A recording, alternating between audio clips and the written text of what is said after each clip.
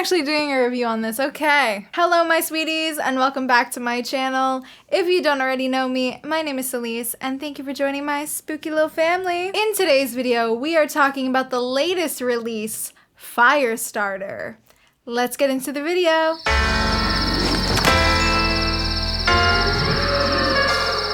Okay, so got a little KBS action going. Directed by Keith Thomas, starring Ryan Kira Armstrong, Zac Efron, and Sydney Lemon, Firestarter follows a young girl who tries to understand how she mysteriously gained the power to set things on fire with her mind. So yeah, this was definitely a movie. So Firestarter is actually based off the novel by Stephen King of the same name. So I am a big Stephen King fan.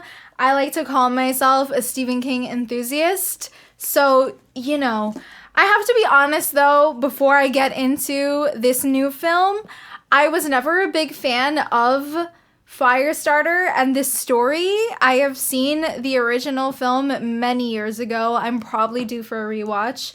I love Drew Barrymore. I think she was great in the role.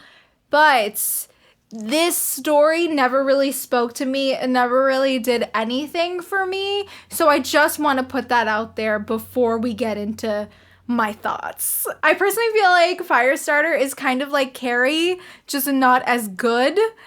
And that's all I have to say about that. Also, I wasn't really that excited to watch this film because I kind of was confused as to why it was getting remade.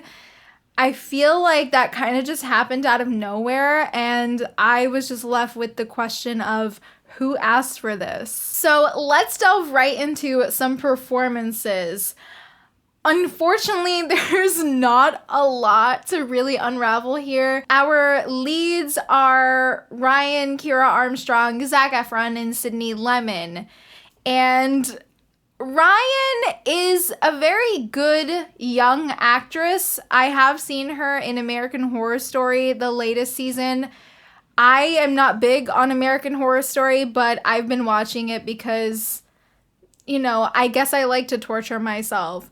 But I did think she was very good in that, and I feel like she really is gonna make a name for herself in the horror genre. So though I do feel like she's a good actress and she makes this somewhat work, the script here is so bad that it's almost embarrassing.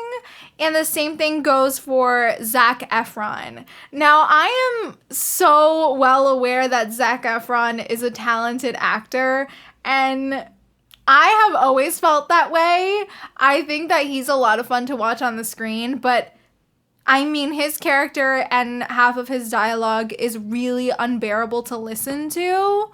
So that was embarrassing as well. Sydney Lemon, I kind of have no thoughts because she's in the movie for not that long and she doesn't really do that much. Some of her lines are pretty awful as well, so that's just going to be like a common thing that I say throughout this entire review because the script is quite awful. And with that, let's just get right into the script. The script it's definitely, you know, words on a piece of paper. There is a lot of dialogue in this that is just simply not how people speak to each other. A lot of it sounds very robotic and weird. And to be honest, a lot of the things that Charlie says is not how a young girl would talk. So I thought that was kind of weird. I will say that this film is pretty similar to the original film. I personally, again, don't really love the original film, but I would definitely take it over this one. I think with the original film, it just kind of works better. It has that like 80s cheesiness vibe. And here, I'm not really sure what the vibe is, and I don't really think that our director knows what the vibe is either. In terms of camera work and shots, there really isn't much going on in terms of camera work here in this movie. If I'm honest, The camera work is pretty basic. I would say that some of the cinematography here does look pretty. That's all that's really going for it, though. I also can't really say that the fire looks that great. There are some moments where I guess it's kind of cool, but it starts getting really stupid really quickly. Another thing about this is that it's just so boring. Maybe the first 15 minutes in, you are really just wanting this to be over. Something really interesting about this film for me was the opening credits. It kind of opens almost found footage-esque, which was really weird considering the movie that we got. So the opening credits kind of make no sense. We see all these experiments happening and it's like, okay. I feel like that's the only moment, though, that they really touch on the backstory, because nothing else is really explained in the movie. And anything that is explained is kind of half-assed and just an afterthought, which is a hot mess. So one thing I do want to touch on is the score. Now, I know a lot of people were saying that the score is really great because it is done by John Carpenter. So I will say that the score is good. I did like it, but it almost feels too good for this movie. Like, it feels like it's wasted on trash. I personally feel like if this film had the John Carpenter score and was also directed by John Carpenter, we would have a completely different film and it would be really, really cool.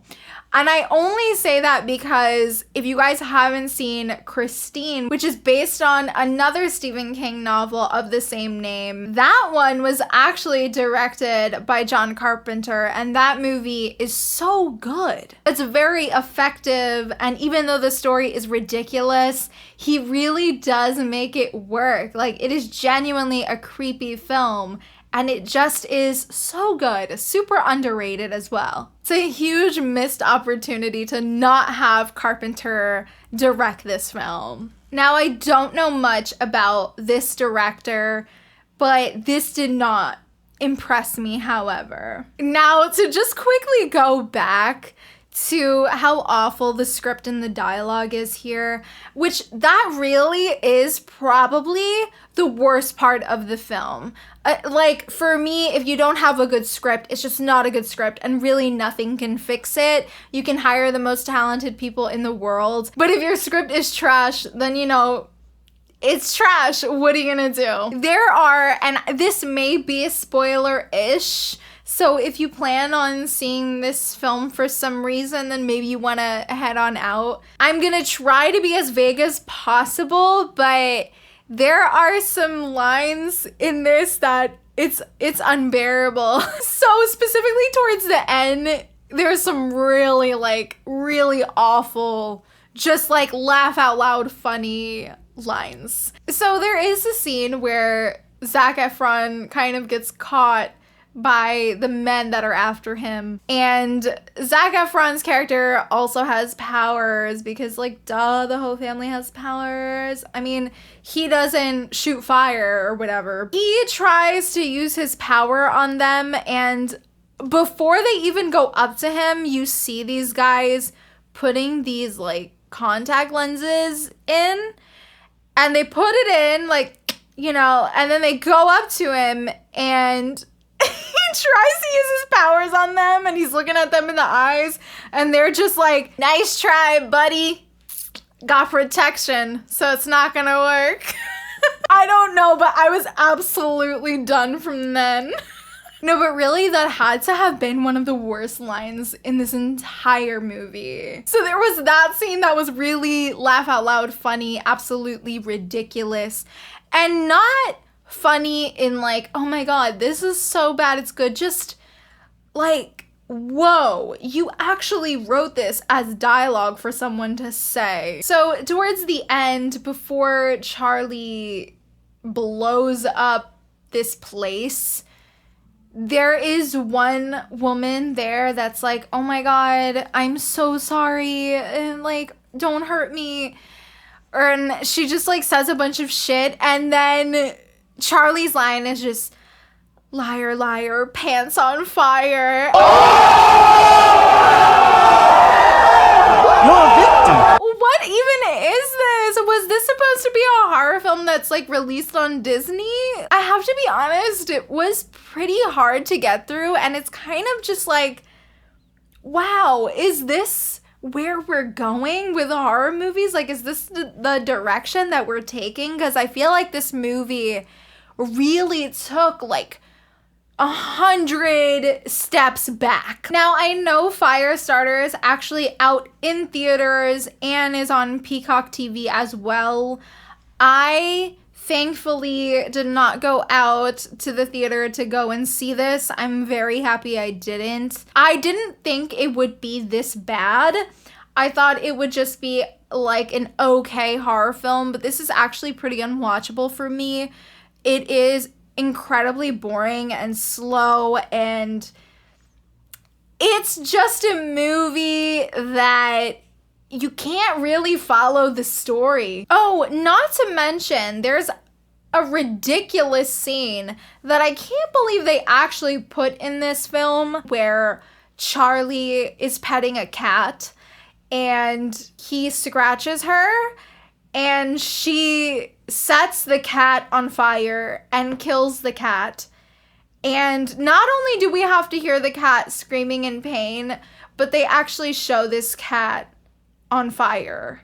And it's just tacky. I didn't understand why they put that in this film. It seemed so ridiculous and out of place, and it just made the movie even worse for me. And you know what? With that being said, I am going to give Firestarter, holy shit, I don't actually know what to give this movie. I am going to be giving Firestarter half a lev because, I mean, they certainly got people together and they made a movie. You know what I want to know? I want to know, who is the audience? Who is the audience for this movie? I genuinely want to know. Since I've seen it about 2 days ago, I have actively been trying to put it out of my brain. So that tells you enough. All right, you guys, that is it for today's video. Thank you so much for watching. Don't forget to like and subscribe as it really helps me a lot. And be sure to click that little notification bell to be up to date every single time I upload. And let me know in the comments, did you watch the new Firestarter? Did you enjoy it? I genuinely want to know your thoughts and why you enjoyed it if you did. Thanks so much for watching, and I will see you guys in the next one. Bye.